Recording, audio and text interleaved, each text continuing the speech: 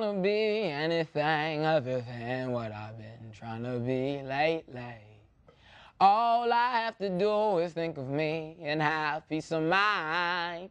No. It's about one person exerting their force to maintain position of power and not letting that go. Power in itself is not a bad thing, but it's how it's used. And one way power can be used is to dominate and control another person's behavior. And that can be done in many different ways. Believing he is the monster who's been haunting his own dreams, he screams, he turns back to her and starts attacking her, and his anger is so spectacular that she believes she has done something wrong. Her mind says, if I open this door, am I weak or am I strong? Her mind says, I want to hurt you just as how you have hurt me. Her mind says, I am scared. Some might question, well, is the terminology of the label really that important? And my answer is yes. If we are going to address the systemic causes of violence and abuse, which is what bullying really is, then we need to identify the root causes so that we can also identify the solutions. We need to call it what it is. Why did you point at me and laugh wherever I was at? Why were you so cruel and whisper behind my back because I heard every word you said? Like, why is she so fat? Don't you know I stuck my own finger down my throat? And when I lost 60 pounds, you said I looked dope. I wasted away because I thought that was the only way to be cool. Because when I was skinny, no one bothered me at school. We've long understood the impact on children living with domestic violence. Those children become conditioned victims or conditioned abusers. Often, young girls in our family become the conditioned victim, and young boys become the conditioned abuser. And there is a higher risk of those youths becoming in conflict with the law later in life. You took a step towards me and I took two back. I pleaded if I could come with you. You then pleaded if I could come to you. Come to you and give you one last hug. Because of their vulnerability, we as society members have the responsibility to protect our seniors. And unfortunately in our society, we do not have such agency as we do for our youth. If we continue to disrespect, abuse, and neglect our women, wives, and our queens, then our sons will do the same.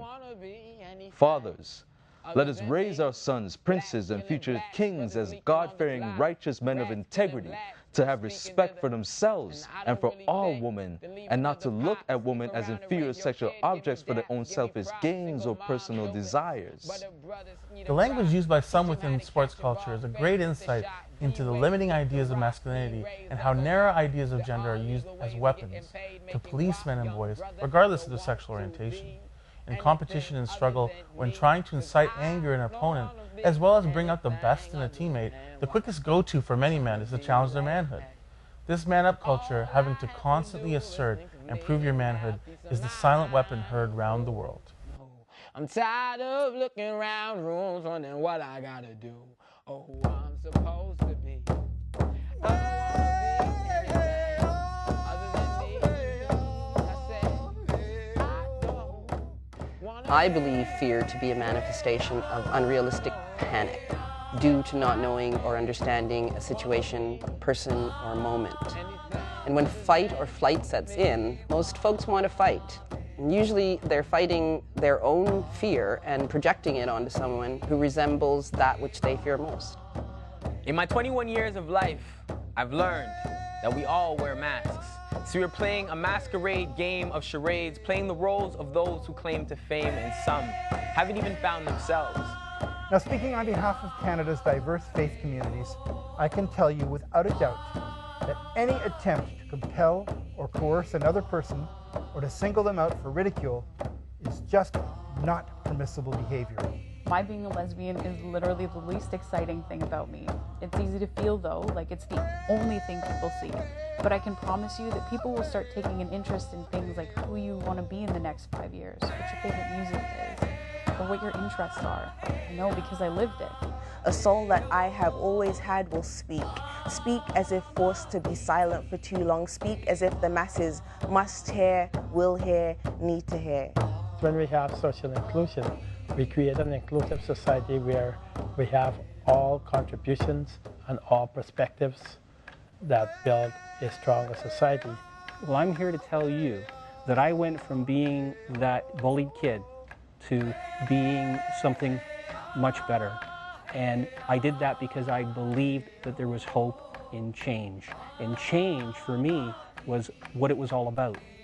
When you piece together the pieces of your mind, you will realize the pieces were never separated. And that unity is where peace is. I have a vision of a world where both women and men can be fully themselves, fully human, compassionate and nurturing, as well as strong and able to provide for their families. What I would like to leave you with today is this question: do you share my vision?